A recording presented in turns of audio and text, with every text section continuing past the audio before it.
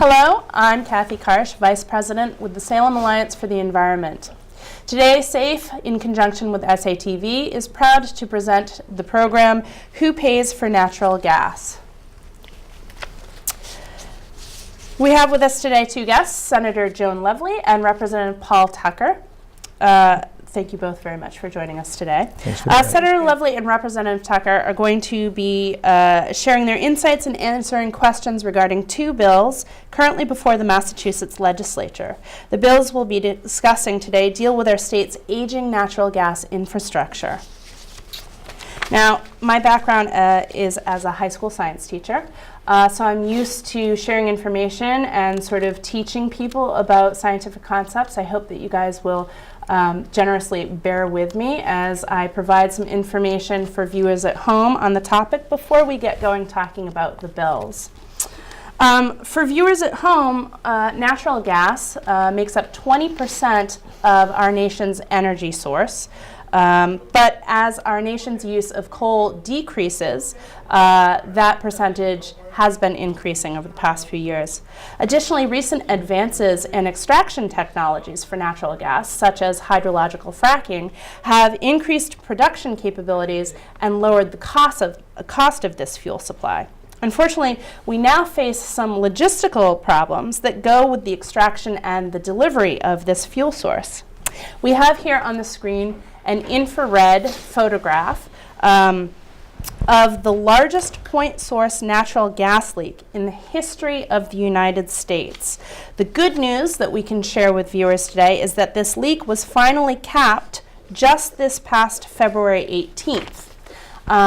So what this image is showing, where the green arrow is pointing, it's pointing to what would be invisible to the naked eye, but with an infrared camera we can see an enormous yellow plume of methane gas that is coming up out of a natural gas well and rolling down into the community of Porter Ranch, California.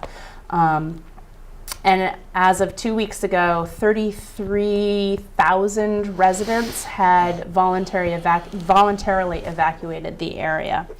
This leak was first detected in October of 2015 at the mouth of a gas well owned by Southern California Gas Company, again in Porter Ranch, California. And at that time in October, the leak was measured at releasing 58,000 kilograms of methane gas into the atmosphere every hour, which I can't even wrap my brain around how much gas that is leaking. By January, the rate had slowed to 22,000 kilograms of methane gas released every hour.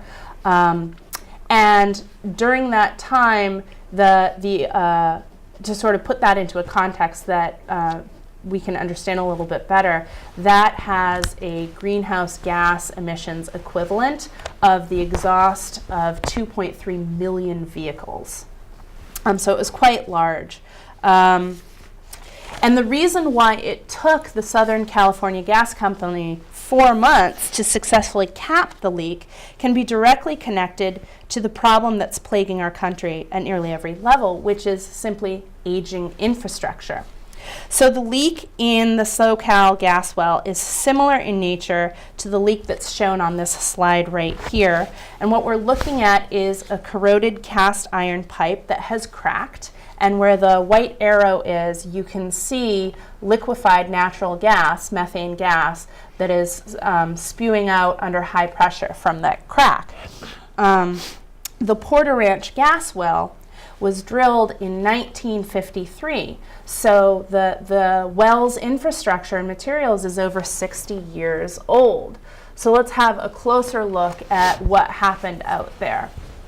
So in October, the leak was first detected, and they discovered that the steel casing surrounding the well had cracked 470 feet below ground, and that's where the gas was leaking out. And 8,451 feet below ground was the location of a safety valve that in 1979 was removed because it too got old and started leaking, and in 1979 the gas company elected not to replace it. So cut to October, when they detected this massive leak, there was no safety valve to use to shut it off, and therefore it just went on for 4 months. And during the 4-month time period, the gas company made 6 attempts, all of which failed, to stop this leak before in December they finally had to drill a relief well down from the side to insert cement and some other materials to plug it up and stop the leak, and thankfully they were successful. Now, to put it into perspective, the gas infrastructure in Massachusetts is significantly older than the gas infrastructure out in California, whereas this is one of the oldest gas wells in California at 60 plus years old.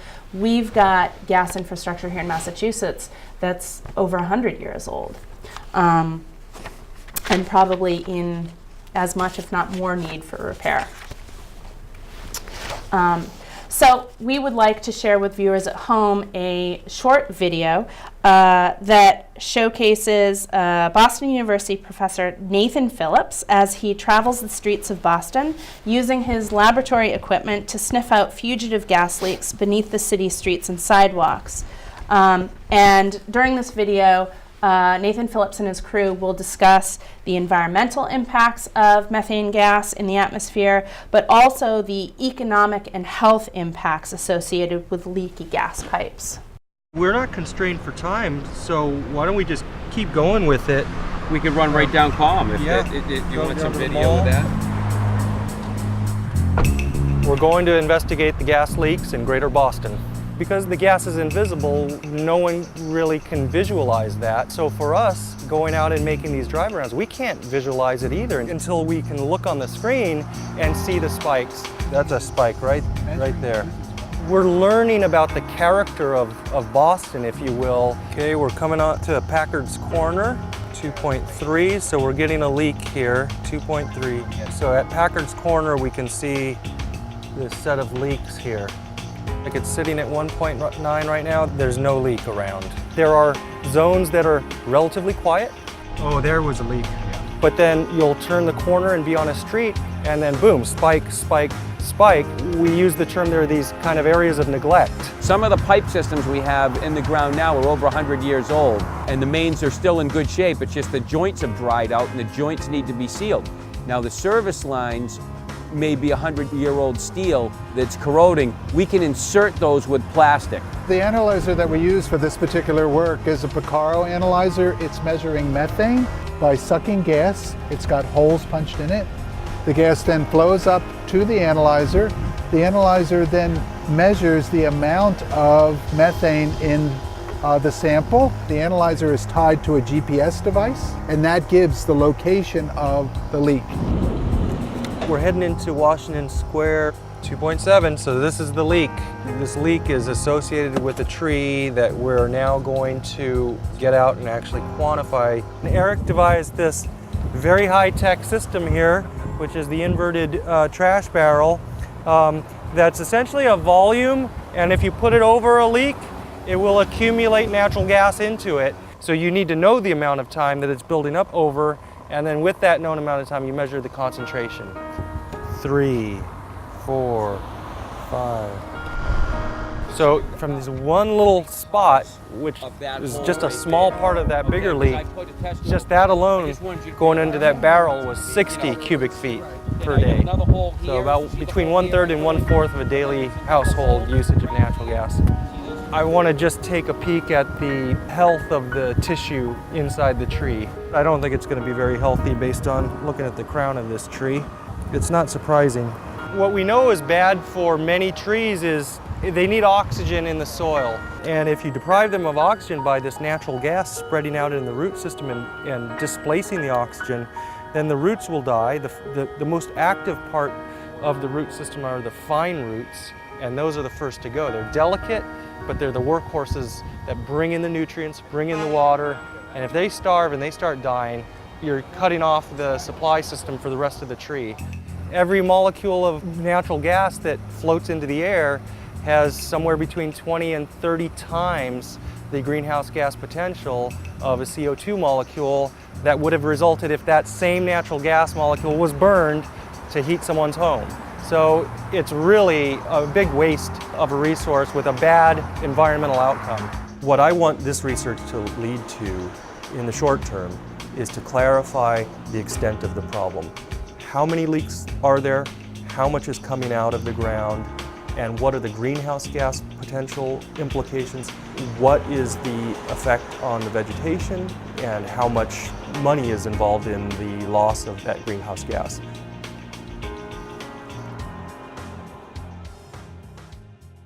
So I think that was a really powerful video that showcases just what an incredible financial waste is occurring right beneath our feet with, a really bad environmental impact. And a public health threat. Definitely. Yes. Yeah. So here in Massachusetts, the largest source of fugitive gas leaks in our infrastructure comes from aging cast iron pipes that were laid down in the ground more than 100 years ago. So at this point, let's take a closer look at how these pipes are put together. It really clarifies why they're leaking so badly right now. So here we've got a close-up of the pipes in Massachusetts that carry most of our natural gas. Now, at the time that these pipes were laid down, what we're seeing in this image was state-of-the-art infrastructure. So long segments of cast iron pipes are nested together within each other, and at the point where the two pipe segments join, again, this was 100 years ago, a plant-based material called jute was used to seal the joint. I did a little research, and jute is basically hemp fiber that's mixed together with a little bit of other material. The reason why it worked so well is because this jute material expands to form a tight seal when it hydrates. And that worked great 100 years ago because the natural gas that was flowing through the pipes at that time had a very high moisture content. It's a very different story today. The natural gas that's flowing through the pipes today has a significantly lower moisture content. So what's happening is the jute sealant between the two joined pipe segments is dehydrating and shrinking in physical volume, and it's also cracking. And once that happens, the joints are free to leak natural gas. And that's why when Nathan Phillips was driving through the streets of Boston, there were these streets where he would drive for a while and they'd get a gas spike, and then they'd drive for almost an identical distance and get another gas spike, identical distance, another gas spike, because what he was doing is he was driving along these segments, and at every place where two pipes joined together, the jute sealant had failed, and the pipes are leaking gas. In 2015, utilities in Massachusetts began reporting the location of natural gas leaks in their territories. The utility that covers the territory of Boston reported in 2015 a total of 2,099 gas leaks. But an independent group of scientists from Boston University, led by Nathan Phillips, documented over 3,300 gas leaks. And that's what's shown on the slide right here that we're looking at. That's 1,257 more leaks than what the utility company reports, which means that the utility failed to detect 37% of all the spots in Boston that are leaking gas. That's pretty significant. So in this image, what we're looking at, the streets that Nathan Phillips drove his equipment down measuring gas leaks are shown in red. So he drove all over the place in Boston. And the yellow lines in this image are all the spots where his equipment detected a gas leak. And the taller the yellow line is, the larger the leak was. So like the whole city of Boston is just leaking gas. It's crazy. National Grid in February of 2015 reported a total of 92 gas leaks in the city of Salem, 5 of which required immediate repair. They have since reported a total of 37 of these leaks have been fixed, but that means that 55 are still unrepaired, being monitored. If viewers at home are interested in seeing how many gas leaks have been reported in their town, they can visit the website that's shown on the slide. That's www.heatma, that's HEETMA.org/squeaky-leak. And they have a whole list of towns. There are a lot of them there. You can click on your town if you see it, and you can get a map and a number. So our energy production infrastructure in Massachusetts is very heavy on natural gas, and it's slated to get heavier in years to come as the old, outdated oil and coal burning power plants are being shut down and shuttered, like the Dominion power plant here in Salem. It is estimated, however, currently that between 8 and 12 billion cubic feet of natural gas is lost each year in Massachusetts through these fugitive leaks in old underground pipes. And right now, unfortunately, we're left to rely on self-reporting by the gas companies. As we saw with the video with Nathan Phillips, companies may not be accurate in their identification or their reporting of these leaks. Additionally, unless a gas leak is determined to pose an imminent health and human safety threat, the companies aren't required to repair the leaks, just monitor them. Some of the leaks that Nathan Phillips detected in Boston were first reported in 1985, and they're still there over 3 decades later. They're just still there leaking gas. And I think that this is where we come to the 2 bills that are current in the State House and the State Senate. So I'd love to be able to turn the conversation over to Senator Lovely and Representative Tucker and have you guys talk to us a little bit about the work that you guys are doing.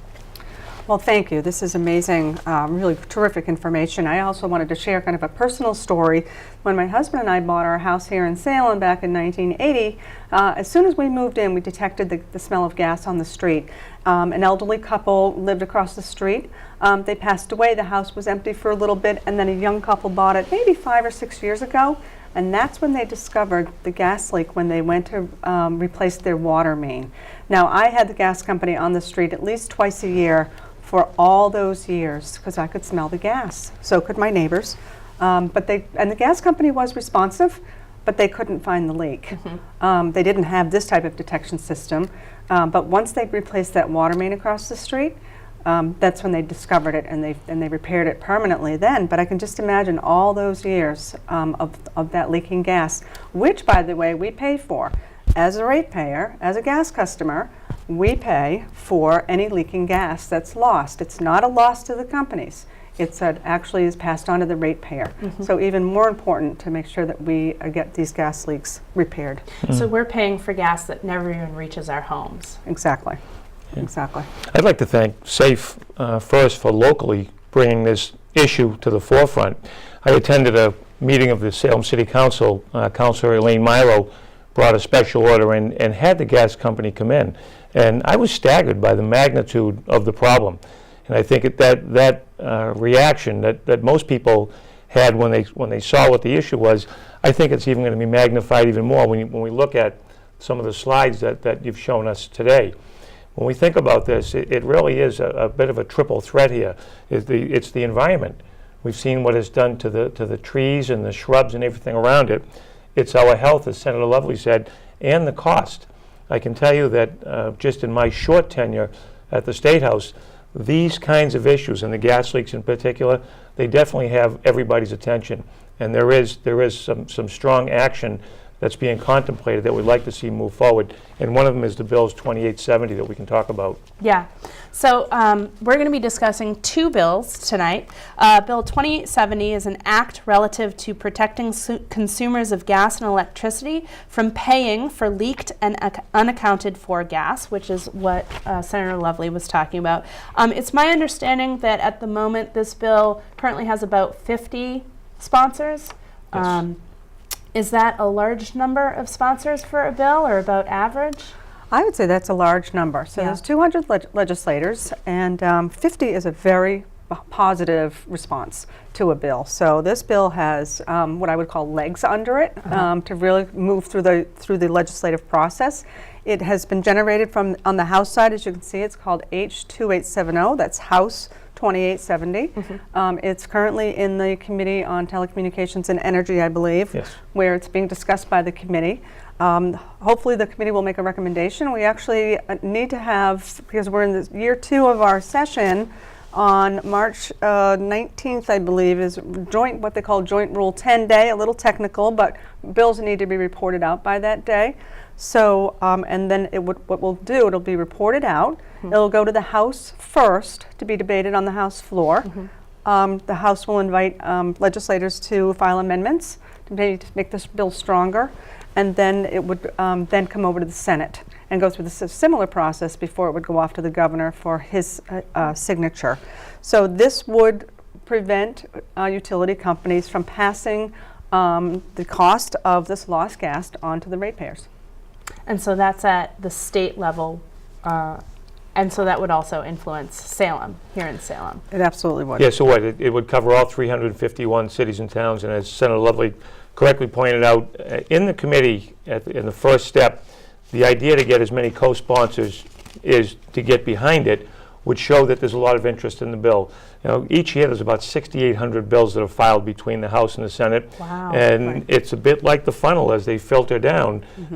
Maybe only 300 or 400 bills will pass. This is one I think that is going to have some momentum, a bit of a push behind it, and in large measure because of the light that's been shed upon it by the professor that we saw, by SAFE and other similar organizations. So we really do need to move this forward. And by the sponsors of the bill, Representative Ehrlich from Marblehead, a really terrific colleague of Yeah, ours. she's done a great job. And Senator Eldridge from Acton, both really on the forefront of these environmental, again, public health issues. Yeah, and I would just add that what always looks like a great bill up front, nobody's for gas leaks. Nobody is advocating gas Right. leaks. But there's a cost to this. Yes. And the idea that we have is to disincentivize the utilities that don't want to, they look at this as on a cost basis. If it's costing them less to let this dissipate into the air than it would to fix them, there's no incentive to go down and fix them. I believe in the old saying, if it's predictable, it's preventable. When the professor goes and he knows that at every 100 feet or every 200 feet, the jute is letting go, that's predictable. They can do something with it. I would strongly recommend maybe look for an amendment to make sure that there's a prevention, that there's a maintenance program that's put in place by the utilities. This is their business. We rely on them, and this is something that they should be doing. Yeah. So we're hoping that we can move this forward. The other thing with the 50 co-sponsors, which is terrific, we really do still need to hear from constituents. It's very important to contact our offices. Yes. We get a tremendous amount of emails. That's a great way to communicate with our offices. I know in both our offices, those are always all recorded, and then we track bills for constituents. But pick up the telephone. Send us a Facebook message, whatever way someone wants to communicate. It's really helpful to hear from people. Yeah, the more that the community is engaged, and I think Senator Lovely and I were fortunate, the Senator represents the 2nd Essex, I represent Salem.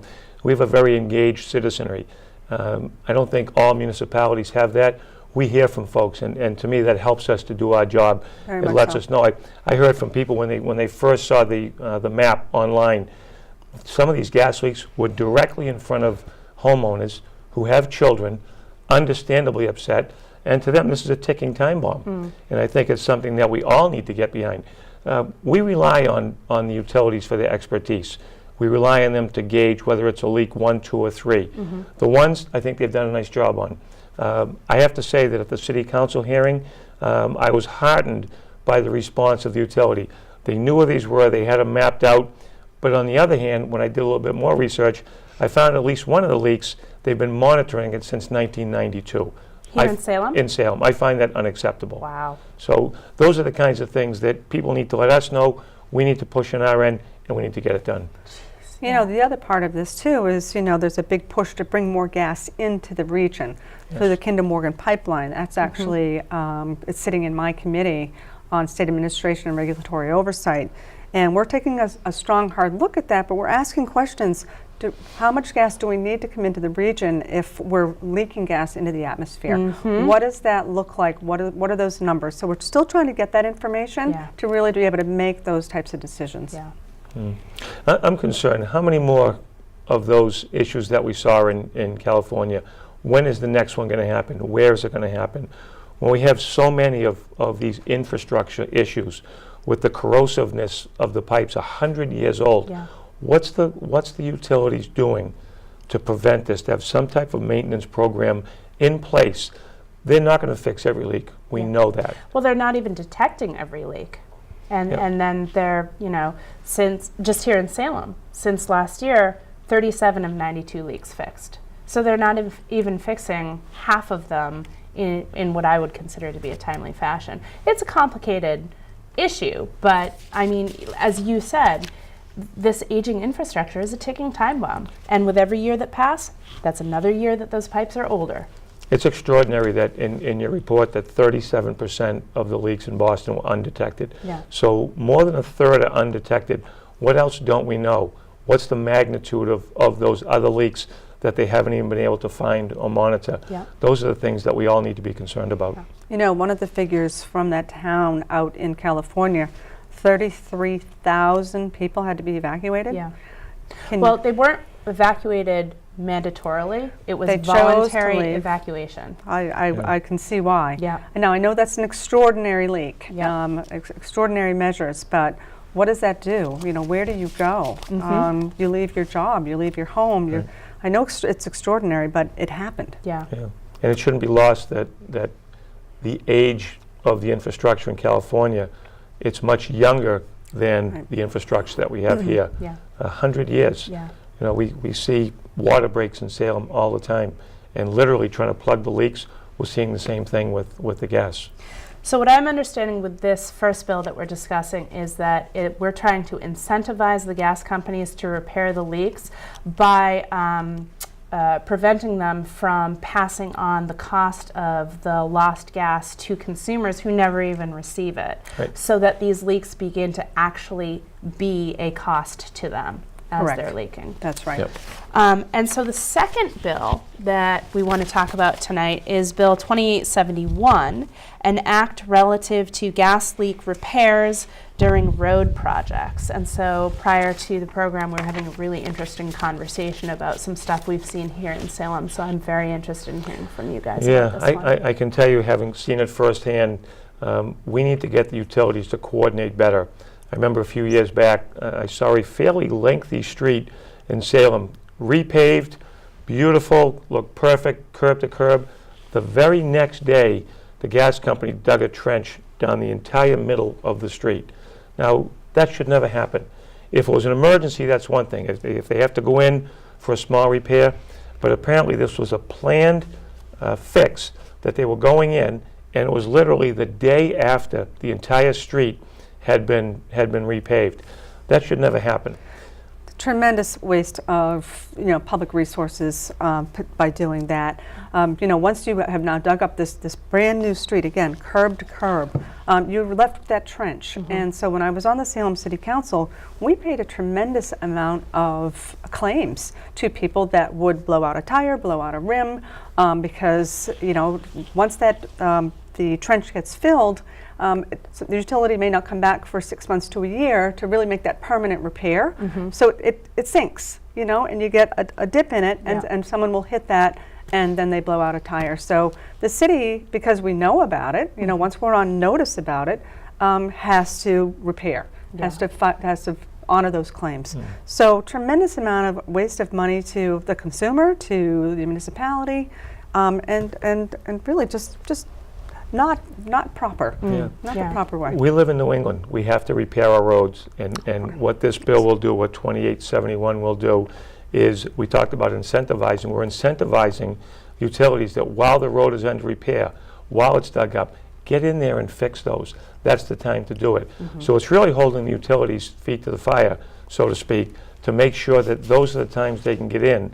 And I think once you do that, and if you could put a program in place, the idea is when we have 92 leaks, instead of waiting and doing it incrementally, let's make a plan. The city does a very good job of, in non-emergency repairs, they do a very good job of putting a list together of the streets of what's under repair. Canal Street in Salem is going to be a perfect example. There's a tremendous amount of work that's about to be done. If there's any gas leaks on Canal Street, now's the time to do it. And the technology is there to find out where they are, to literally pinpoint them. And that's the time. That's what this bill seeks to accomplish. Excellent. If viewers at home would like to go to the Salem Alliance for the Environment website at salemsafe.org, our organization has drafted a petition that they can read and sign to urge their legislators, including the governor, to support the passage of the two bills that we've been discussing. On the homepage of the website, on the right-hand side, you'll see the same image as what is on the screen right now. And if you click on it, it will take you to that petition, and you can read that over. Senator Lovely and Paul Tucker, thank you so much for joining us today. It was a pleasure to hear from you guys and to listen to you guys share your stories about what your own experiences with gas infrastructure leaks and inefficiencies in coordinating with municipalities and getting them repaired, and just explaining the nuances of these two bills. Thank you so much. Well, thank you. It's been a pleasure. I know working at the State House and partnering with Senator Lovely on these issues, we work very well together. Our offices work very well together. We work in tandem with SAFE. And I think in the end, Salem is better served by all this. We need to spread that across the Commonwealth. So thank you for putting a spotlight on this. Completely You're quite agree. welcome. Thank you to SAFE for all that they do to highlight these issues and bring them to the viewers at home so they understand. You're quite welcome. And we just want to remind viewers to always play it safe. And if you see, smell, or hear a pipe that is leaking an unknown substance, call 911 immediately. Thank you again for joining us. Thank you. Thank you. It's a pleasure. Thank you. All right.